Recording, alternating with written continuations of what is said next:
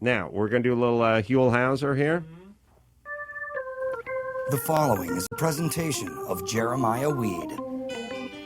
Okay, our adventure begins. It's time to break down the game film from PBS's Huell Hauser. This technically is called Huell's Jewels. Wow. On the Adam Carolla Show. Huell's a fixture out here in Southern California. Does a little California Gould, and he's been on the air for pert near 30 years. He started up in Northern California, where Alison is from, with Bay Area backroads. Oh, really? Do you know the man? Are you familiar with Huell? No, I don't know him. We know his work. him. Yeah, know of him. And I've been watching this cat on public access or public television for a million years, and I never thought much of it. It was just sort of Huell traveling around with his friendly, who I'm now told is deceased cameraman, Louie. And not doing much, touring lighthouses, going to places that manufacture menudo and put it in cans and stuff like that, tortilla factories, other hotbeds of fantastic fun. But at one point, he went to like Carlsbad, California, and went into a famous diner. But by the way, you know when someone says it's famous, although you've never heard of it and you live in the same area as the diner, it's just not famous. You just haven't heard it. It's like a famous singer, famous musician, famous celebrity. If you haven't heard of them and you're intelligent, then not famous. But he just stood there. And famous implies you know them. Right. You don't. The whole point. Yeah, the deficit is not in you. He spoke to an old-timer about rocks. And not geodes, just rocks. And the guy wasn't mic'd up, and I just realized, wow, Huell talk to anybody about anything, and because he's not on any of the aforementioned networks I was pitching all last week, there's zero competition. Like, that's right. It's a great thing, and it's like part of you says you know I should get on the primetime comedy night on CBS, but the other part says I could just go on Friday at 10 o'clock at night and be left alone for the next 100 years. Yeah. Huell has turned that into the next billion years. There's no... Well, national public television is really like being a federal employee. It's kind of like post office work. Right. You know, you got to really try hard to get fired. Well, let's see. Huell is hitting a Pita factory, and we have a few of these clips. First time we've done it with the TriCaster, I do believe, while we're streaming. Love coming to the cleaners here in Los Angeles. I've been coming here to the Larchmont Cleaners for over 11 years now because not only do they do a good job on my dry cleaning and my laundry, but the main reason I like to come here, and there she is standing right over there. Come on over here, Lisa. Hi. Say hello to everybody. Hello. Hi, everybody. How are you? Now, we met first on the air. People saw you the first time when I came to your house to help you celebrate Armenian Christmas. Armenian Christmas. Hold on. First off, that feels like a gay move that'd be administered in a prison shower stall. You know? Armenian Christmas. Listen. He gave me an Armenian Christmas. You and he should have. said he was going to do it to my Next wife. time, you don't argue with Rico when he says he needs a cigarette. He did an Armenian Christmas on your ass. And there's always some guy standing next to the guy going, that's a little rough. He's only been in a week, right? Yeah. All What right. can I do, kill him? All right. I want to know what Huell brings into the dry cleaners. Well, I can't believe it, but it's another clown suit with blood on it. Well, let's call the white stuff a protein stain. I spilled tartar sauce all over this toddler jumper. All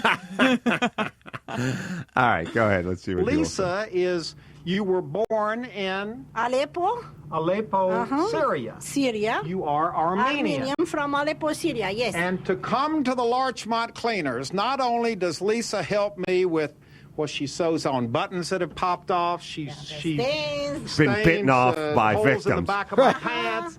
Here are my pants. Okay. They need to be clean. Said that a few Put them in the hamper. Sure they do. We got a computer now. We're computerized now. It used to be just by 3x5 index cards. Were Now you she's drizzling another computerized. bundt cake, Mr. Huell? Pants logged in. And we're done. And Lisa and I are going to log out and head over to Pacoima on this Pita Woo! bread. Fasten your seatbelts. Nobody tells me logging out was how his pants got dirty in the first place. It's kind of like Seacrest out, except for you have a dilated rectum. Log out. Logs out.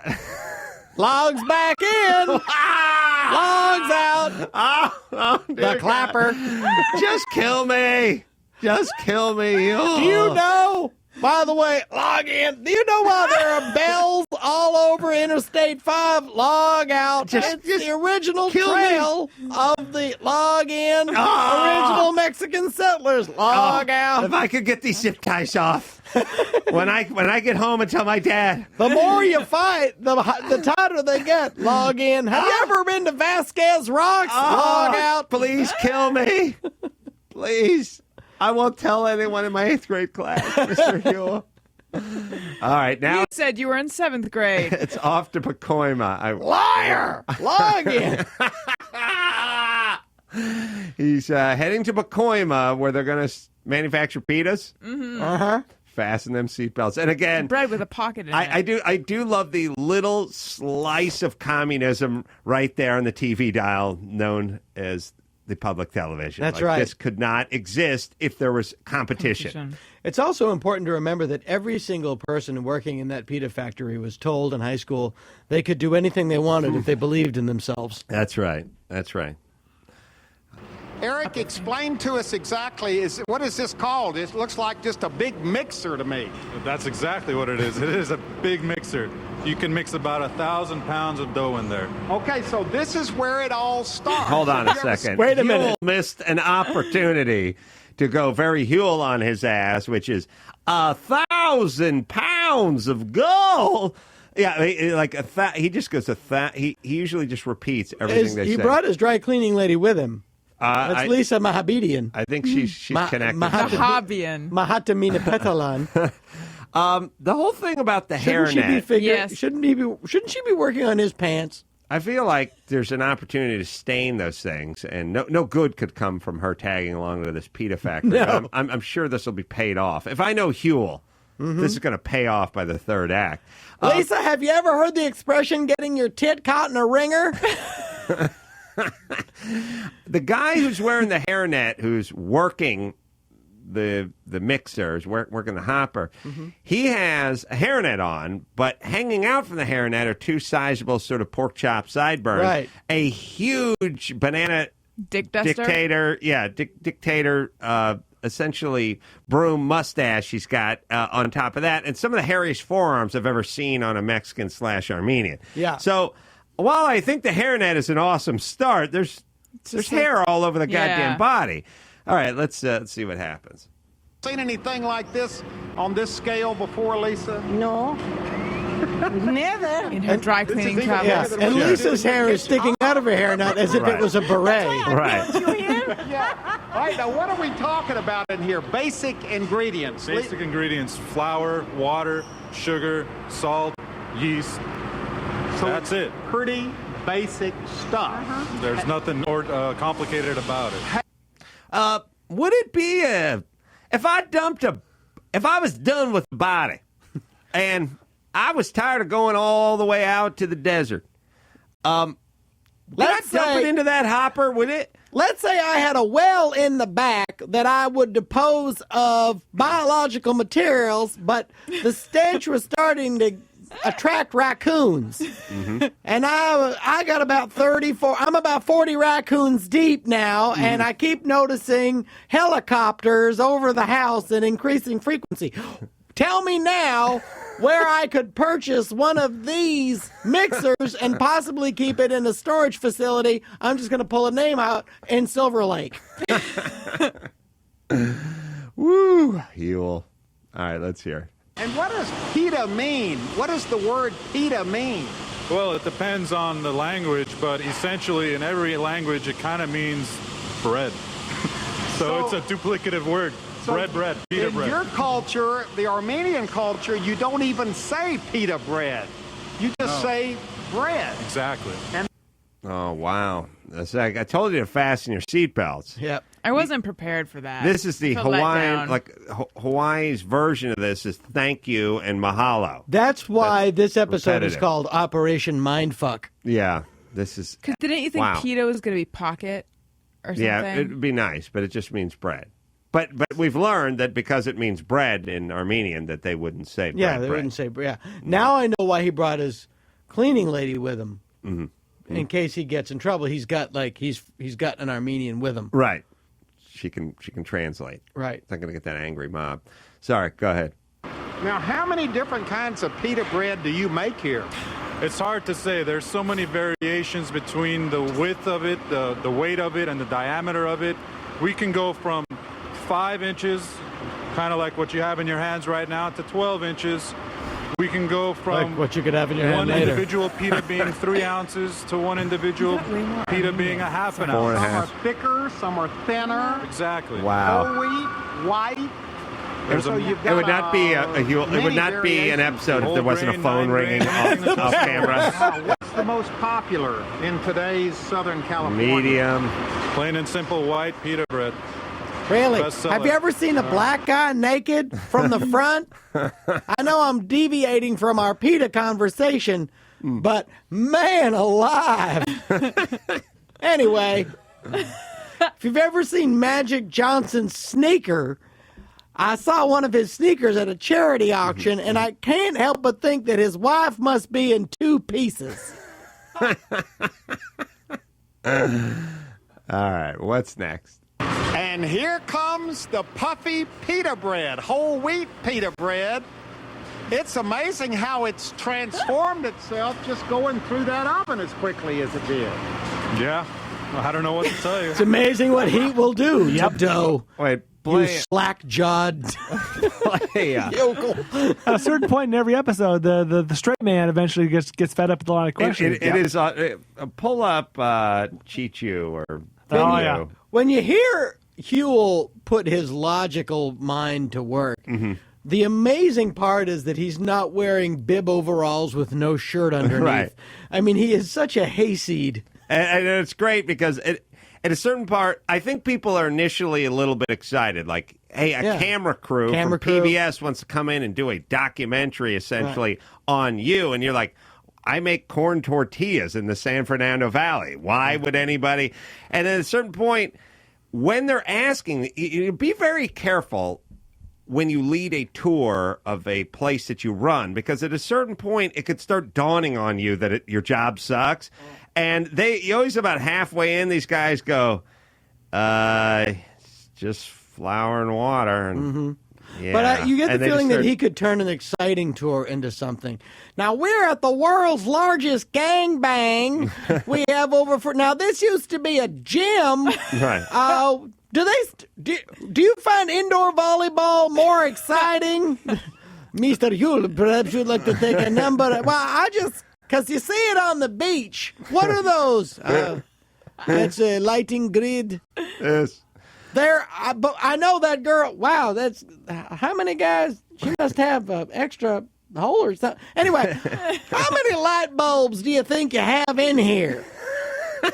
I would like to take Huell somewhere like, Monaco to call the Grand Prix and see if you could focus on nothing. Well, all the cars are going in, but if you tilt your head up, there's a cloud that looks like a hammer.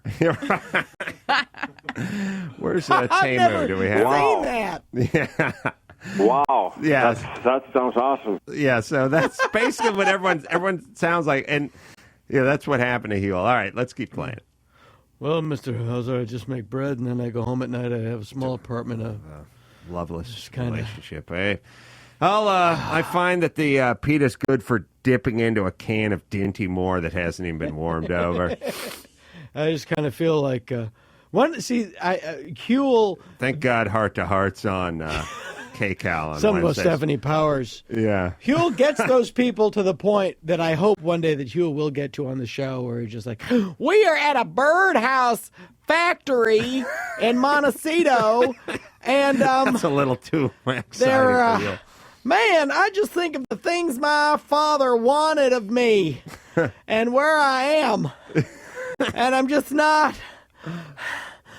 what Dad wanted anymore. And then Mr. Hauser, you seem to be fetal. Huell just breaks down. Right on the curled up in a ball. Huell would be huge even in a fetal position. Like, I still feel like that guy'd be a handful. I just think at the end of his career, he's going to be somewhere in a condo pecking at a big suet bell. Just naked in a small room pecking at a suet bell. Now, was that the last? Was that the last? That was one? the last. Yeah, I want to hear. It was. But we'll never find out what happened to the pita bread when they come out of the oven. Yeah, jeez. One would think they were packaged and sold, but I can't be sure. If I've learned anything from watching 700 super boring factory tours, is that eventually he's going to be standing next to a pallet jack, and the guy's going to go, "Well, this is where we load them on it. You load them on the truck, yeah, right here. We load them here on." That's what I'm saying, Huell. I'm not lying to you. I'm going to my office to kill myself now, Huell. That's where he again. But there's a part of me that's secretly jealous because I wish my dad had 1/10 of Huell's excitement and just his general energy for life. Like, but again, it would be do you think Huell really has? I mean, not to debunk Huell, but does he really have it? Be careful, lady. Be careful, little Huell. girl. He's great. Okay, just watch. But you wonder, now they say that these are often used to feed Sasquatches, and if you leave them out, that you could possibly see a creature that has been heretofore believed to be only mythological. Next week, we're going to show you the factory that makes the shelving clips that you put in the supermarkets when you buy these. Bracket clips next week on Huell's in Gold. Truckee, California. Oh, we do have the Baghdad Cafe. This, Alison, please, just a feast for the eyes and ears. This is the best. This is what got me hooked. This is him going to the Baghdad Cafe in Carlsbad, and he sees the picture of Burt Lancaster. Please watch, enjoy. They've got a nice booth. Painting of, looks like Burt Lancaster up on the wall. This aired. It's there. I'm not sure what we've... I can see why. Howdy. Can we talk to you a little bit about the history of the... A lot of places would have gone Baghdad Cafe in advance and talked to somebody. Huell Hauser from PBS. Andre? He's on the phone. From PBS is here. He's on the phone. Oh my God! He's Gotta get permission. Extra long handshake. He has to get permission to talk. They just showed up. Yeah, we're Still catching everybody off guard. Are you in town or? You in town? Still shaking. Okay, well, Still shaking the hand. all right. Still I'll shaking. take care of it then. Well, hold on. You know the guy deals some meth out of the Still back shaking. of the Yeah. thing? So it's like, who's this huge Marine who's still shaking my hand? And Huell has some guns. And that was the longest handshake ever recorded, by the way. They were just holding hands. I want you to know before you show me this, imagine just staring at that Formica about a half-inch from your face as I just jackhammer you like the sun has fallen on your back. There's too much weight for you to move. You just have to accept the fact that it is my manifest destiny to have my prong come out the end. I would like it to come out the top of your mouth. Log in. Log out. Now, it's great because, again, any production would have A, pulled a permit, B, sent some field producer out there a week in advance to do like a location scout, talk to the guy, got his permission, but he walked in running gun. Wolf. Or said like to the guy, is there someone here with teeth? Right. That we could maybe interview. So let's find out the connection with the Burt Lancaster oil painting. This is really, pays dividends. Yeah. Still Tell talking. him we're on right now. Talking to Andre. We're on right now. We're burning up tape. We need to get this interview going here. Okay.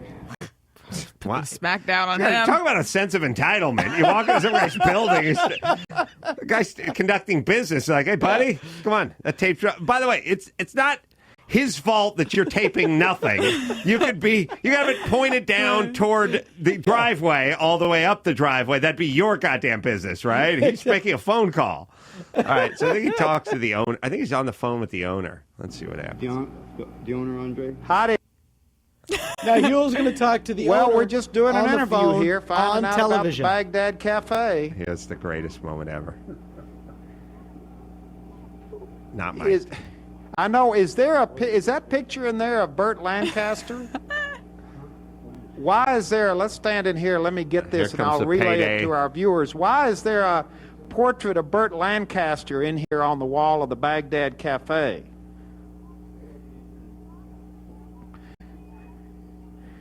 Oh, you just bought it. He's never actually been here. Burt Lancaster's never been here. See, Dana, we're not good enough to write that. No. Well, it looks good. Can we go? It looks good. Can we go get that painting? I mean, it's sad that we don't own that painting. I would like. Why is there a painting of Burt Lancaster here on the wall of the Baghdad Cafe? Go fuck myself. Well, all right. You want to talk about great instincts, though? He wrestles You the want to phone push away me off a roof? from the toothless guy with the handlebar mustache. Then the guy isn't mic'd up, but he immediately instinctively goes to. And by the way, Huell, what if you didn't pass a picture of Burt Lancaster? What was your whole thing? Fully 27% of businesses do not have a picture of Burt Lancaster, and it could be as high as 40% in the entry hall. That's why he what made would a you talk? beeline. Did anybody at the end of that day go, that's a wrap. We got it. All right, let's go. By the way, I've said it once. I'll say it again. The only thing that ever hits the floor in the edit bay is the feet of the editor.